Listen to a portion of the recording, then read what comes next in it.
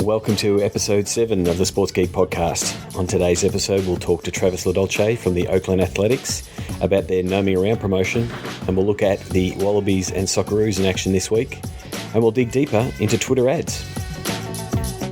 Welcome to the Sports Geek podcast, the podcast built for the sports digital marketer. And now, here's your host who proves you can podcast with one leg in the air, Sean Callanan.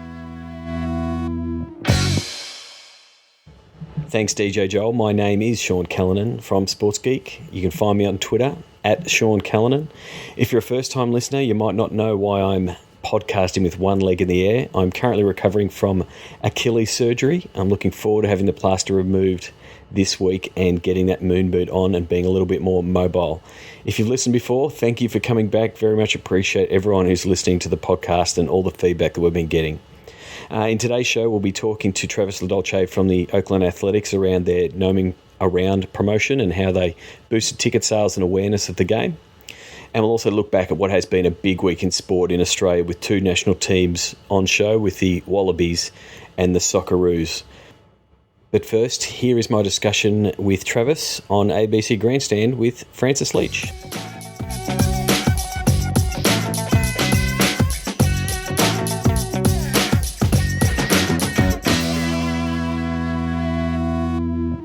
Sean Callanan, the digital sports guru who usually is with us in the studio each Saturday morning to talk sport and the digital media, is on the DL, on the disabled list, but it hasn't stopped him from catching up with us again here today as he recovers from his Achilles injury. G'day, Sean. G'day, Francis. How you doing? Progress report? Progressing well. Nearly ready to have the plaster off on Monday, so I'll be moon booting in the studio next week. Oh, good to hear. Now, this morning we're going to be talking about the use of digital media and creativity, coming up with creative promotions and creative ideas to engage fans. Yeah, pretty much, and really just around building awareness around games and theming games. And, we've discussed about the MLB games before, and they're very, very big on giveaway games and knickknacks and bobbleheads and the like. And one we want to talk about today is the Gnoming around promotion from the Oakland Athletics. And I believe you've got Travis LaDolce there on the line from the Oakland Athletics. G'day, Travis. How are you? I'm doing fine, gentlemen. How are you? Not too bad. Who came up with this concept?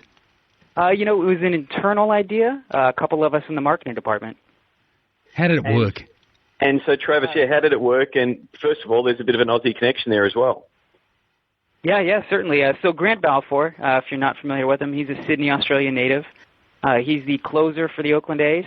Means he's the final pitcher that comes into our games, sort of shuts down the other team. And Grant is known for being rather animated on the mound. He comes out, sort of stomps around the mound, and our fans dubbed him Rage, Balfour Rage. It's the hashtag that we use. Fans use it. And just yelling and screaming is sort of the epitome of Grant Balfour when he's in the game. And this season we wanted to try a different kind of promotion. We've tried bobbleheads and different things before, and we're doing that again. And but we had an idea for a gnome, and we thought who better to fit a gnome image than a Grant Balfour and as a raging image. So he's got his fists clenched and his mouth open like he's yelling. But it's in small 6-inch tall gnome form that you can put in your garden or other places.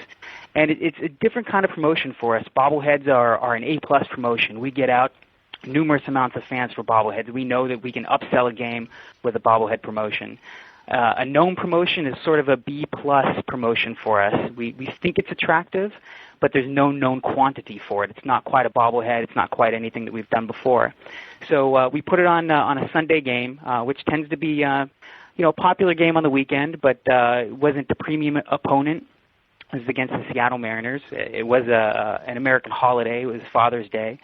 But we wanted to spread awareness for this game. So about a month, 6 weeks before the game, we decided we wanted to do a social promotion for the game.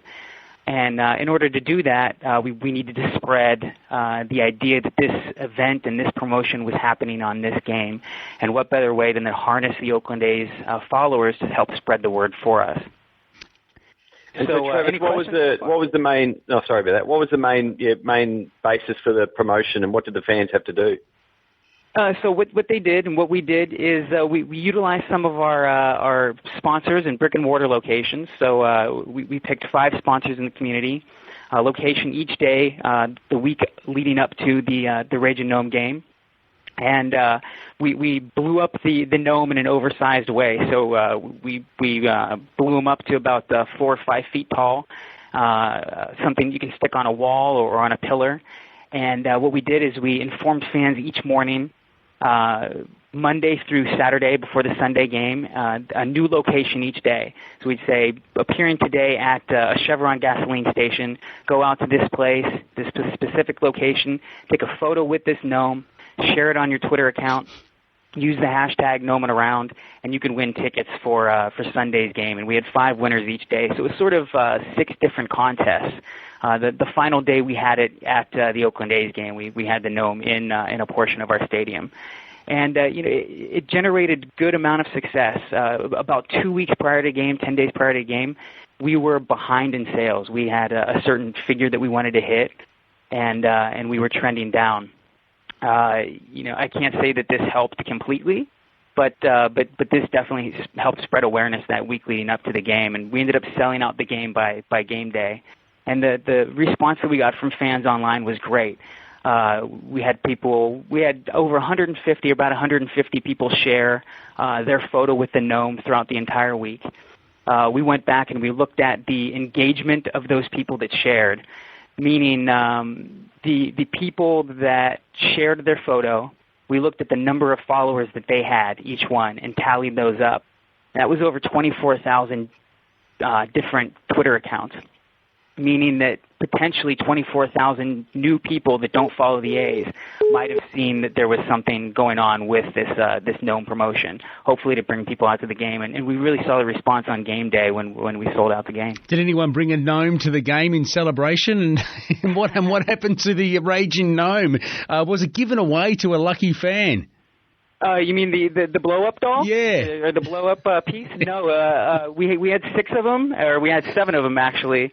We gave one to Grant himself. Of course. His wife actually asked for one. She wanted to put it on the wall in their home. We let the companies that we gave them to, they could do whatever they want with them. They might have given them away. We didn't ask for them back. And the one that we displayed here at the ballpark, I put it on my office wall, so it's now sharing my space with me. It's fascinating how, particularly in your market where there is so many games to sell, you have to come up with new concepts to keep people constantly engaged. Oh yeah, certainly, definitely. I mean, it's every homestand we have something new and different, and we're constantly trying to engage people on social media. We don't usually do a program for a specific promotion like this, maybe once, twice a year.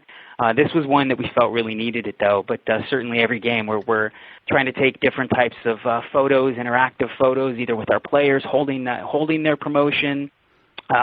Different kinds of things just to help spread awareness. And the more interesting the photo or more interesting the tweet or Facebook post is, the more that we think somebody's going to share it. And like just today, it's the first day of summer. It's summer solstice, and we took a photo of our mascot Stomper with his feet up, sitting in the stadium with sunshades on. We put it's the first day of summer. When's your next A's game? We asked that question across social media today, and it got a great response. A lot of people saying, "I'm coming next week. I'm coming on." This promotion day, and hopefully their friends see that and want to come out with them. Indeed. Good stuff, Travis. It shows us just how you can engage fans and enjoy the time away from the ballpark with them as well. Thanks for being with us, and good luck to the A's for this season. Yeah, thank you, gentlemen. Have a great day. Travis LaDolce, Senior Manager of Digital Marketing at the Oakland A's in Major League Baseball, and Sean Callanan still on the DL there. He'll be back in the studio with the Moon Boot on next week. Sean, quickly, where can people find you in the digital world? They can find me at sportsgeekhq.com or Sean Callanan or Sportsgeek on Twitter. Like the Sports Geek podcast? Find us on facebook.com/sportsgeek. Thanks to Travis there for the interview, and a very big thanks to Francis Leach for the save on that interview. It's very tough doing an interview via phone, especially with 2 people. And you might have actually heard a couple of beeps during that interview, and my call actually dropped halfway through. So Frank, being the professional, picked up the rest of the interview, and I look forward to being in the studio next week. I did follow up with Travis after that discussion because I did have one question that I wanted to ask him, especially now with the introduction to Instagram video, on how he might have made changes to that promotion using Instagram video. He pretty much, said he would have liked to have done that, and he probably will do it in the future. And most likely, it would have been asking fans to submit, Raging Gnome videos. Obviously, it does make it a little bit sensitive from a moderation point of view, and have to moderate a few more things. But yeah, he would like to do it. The promotion they ran was only on Twitter because they didn't actually get the legal side done for Instagram pictures taken. But yeah, it's a really good way of just showing, not a massive amount of budget, but worked really effectively to build awareness for the game, get people through, and make people aware of what they call a B-class giveaway. It's not quite up there with the A-class bobbleheads. We don't actually have a big giveaway culture in the sports scene here in Australia. Okay, moving back to Australian sport, it's been a big week of sport in Australia with 2 national teams in action. As you know from our discussion last week with Rob Skilchotti, the Socceroos were trying to qualify for the World Cup. They did do that last Tuesday. Just looking at some of the numbers back on what we were trying to achieve with the Socceroos and what they did achieve. The final game where they did finally clinch, and congrats to Josh Kennedy for getting the goal that secured the spot for the Socceroos. Socceroos jumped 3,000 followers during the Iraq game, compared to only jumping 1,000 in the previous 2 games.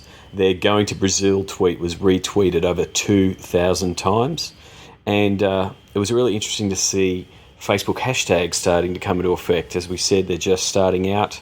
I had a bit of a chat to Facebook. I couldn't get as much data out of Facebook as I would have liked. They were able to say it was the top topic on Facebook, and it was a big adoption of actually the hashtag #GoSocceroos. I am going to keep chipping away to see if I can get some more information out of Facebook on how fans or users of Facebook are adopting hashtags, but I definitely saw a big use of it, and it seemed to be a bit of a moment for Facebook hashtags. From the Wallabies point of view, they played on the weekend. Some of the quick stats out of that, but I don't really want to go into too much of the social. I'm hoping to have some of the guys from the Socceroos in a future podcast. They hit over 15,000 tweets per hour in that first half, and definitely the big star of the game was Izzy Folau. Izzy Folau is now a 3-sport athlete. Formerly, he played rugby league and NRL with a couple of teams, including Melbourne and the Broncos, and was a state of origin representative. He was then lured to play AFL with the GWS Giants, with a rather large salary, I might add. And after 1.5 seasons, it would have to be said it was a failed stint at AFL. And now he is playing rugby union. And only, I think it is 6 games into his rugby union career, he has what is now being termed one of the best debuts as a Wallaby in an international game, playing for his country. So a fine effort. He's played for his country in NRL, in rugby league, and now rugby union. Definitely a big star, and was definitely the big talking point of the game, the Wallabies game versus the British and Irish Lions. One thing I did want to do was an app and a sponsor activation that was done around the Wallabies game. The app is actually called Samsung Stadium. It's obviously a promotion with Samsung. It's primarily a social. It has 2 main features. The main feature is that it provides an alternate commentary to the game, so you can listen to the commentary by some famous sports comedians here in Australia, Roy and HG. They've been doing alternate commentary on major sporting events over the last 10 to 15 years on normally the national broadcaster, the youth broadcaster Triple J, but Samsung secured Roy and HG to broadcast, to do their version of the broadcast on the Samsung app. So it was a really great draw to get people to download it. I downloaded, the audio came through fine. There was obviously some issues with audio sync, as you have with digital radio. If you're watching a live sport, digital radio is going to be a little bit out of sync. So that's always going to be an issue, but Raw and HG style isn't exactly play-by-play. They're pretty much conversational and talking rubbish over the whole game. Quite funny, from my opinion anyway. One thing I actually did is I was watching it on Foxtel and I paused the action until the commentary caught up, and then effectively I did the manual sync myself.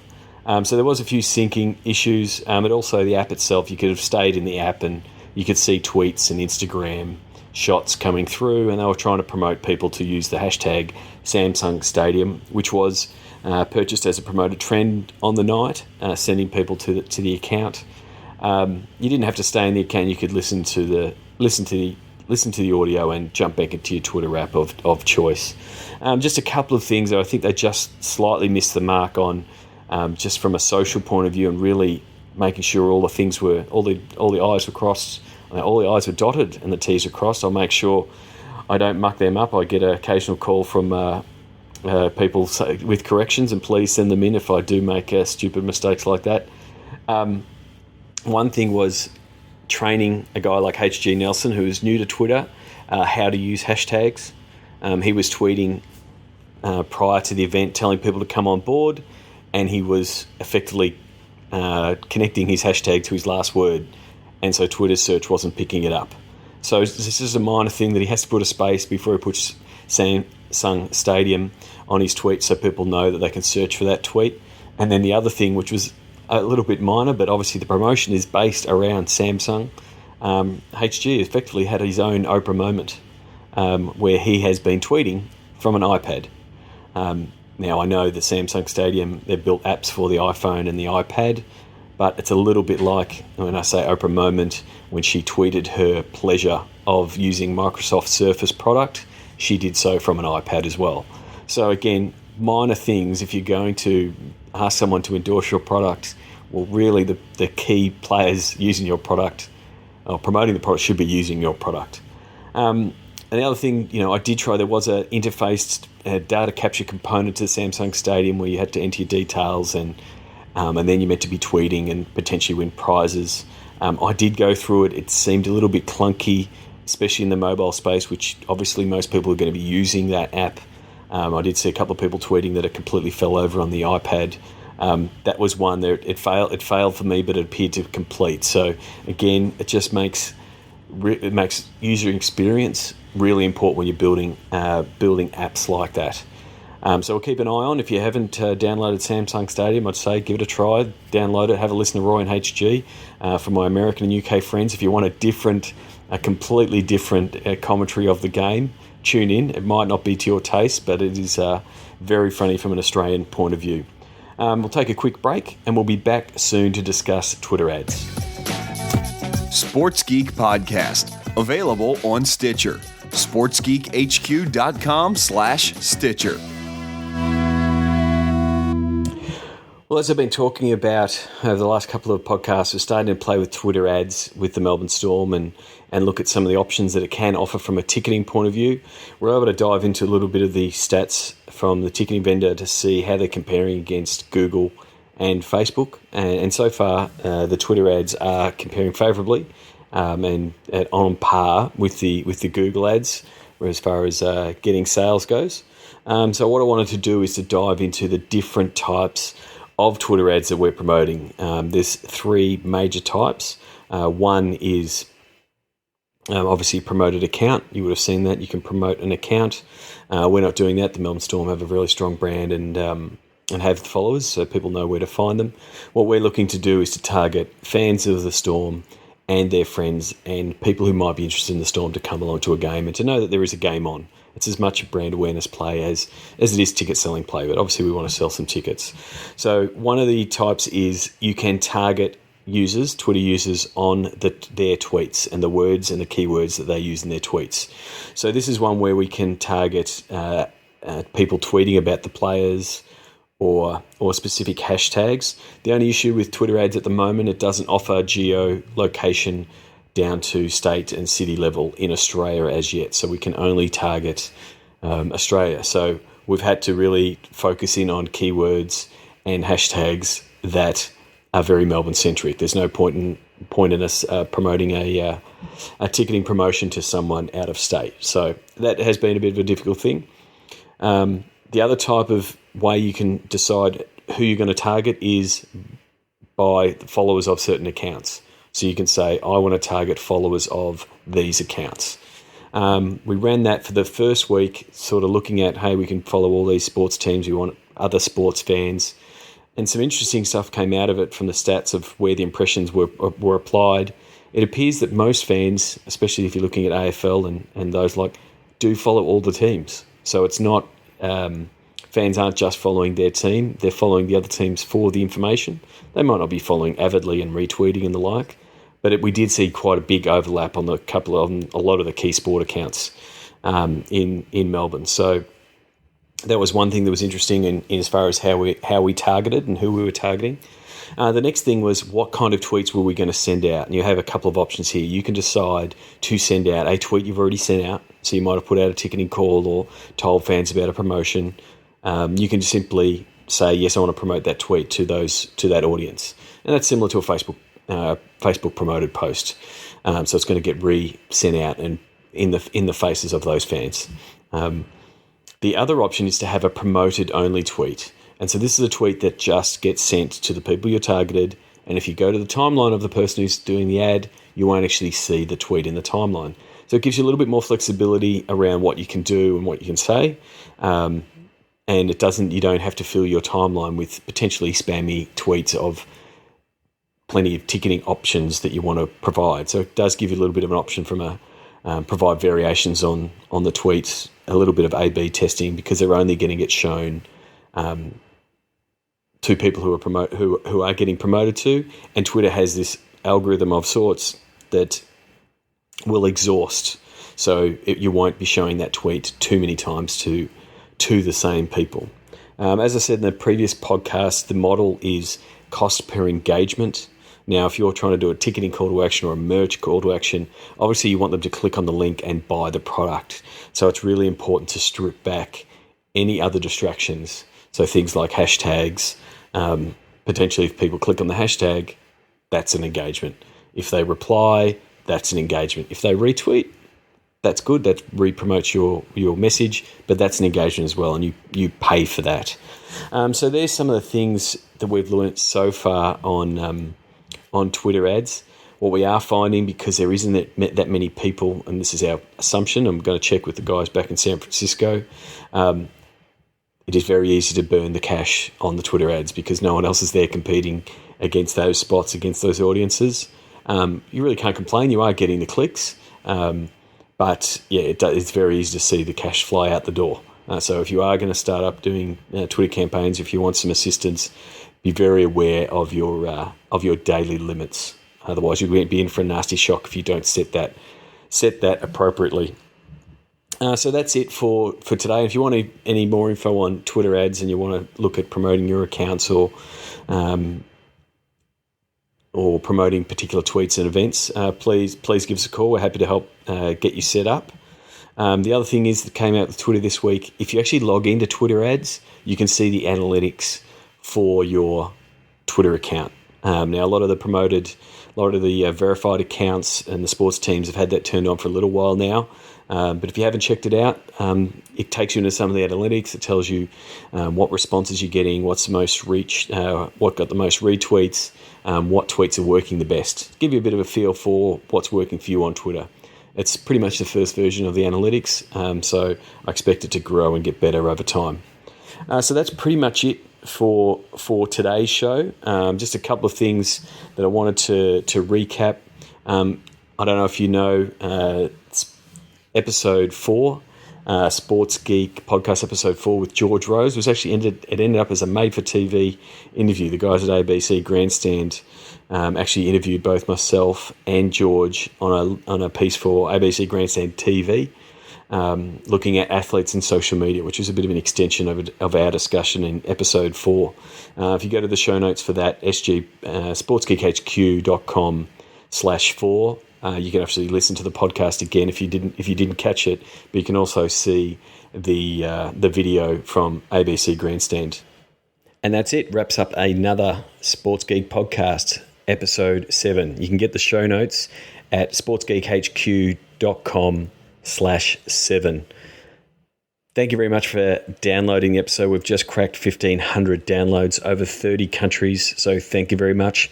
If you have a question for the show, please go to sportsgeekhq.com/SGP. We're using the SpeakPipe plugin, so you can simply record your question and you'll be on a future podcast. We'll finish up today's episode with the Sounds of the Game feature, I did cop a little bit of flack for using Collingwood last week. I will vary it up. It won't be Collingwood every single week, but I do need your help. I'm not getting to as many games as I would like with my current Achilles injury, so please take some audio at your game, whether it be the opening bounce, the tip-off, a chant, whatever it is. Just pull out your phone, record a little bit, send it in to Sean at sportsgeekhq.com. I'd very much appreciate to hear sounds from around the world of sport. So that's it. This week's Sound of the Game is from the Melbourne Rebels game a few weeks ago when they beat one of the South African teams for a big win, and we get to hear their theme song is actually from Les Mis, it sounds awesome once you get into it. So that's it for this week. My name is Sean Callanan. You can find me at Sean Callanan or at SportsGeek, and obviously everything else is at sportsgeekhq.com. Thank you very much. I'll leave with the Rebels and talk to you next week.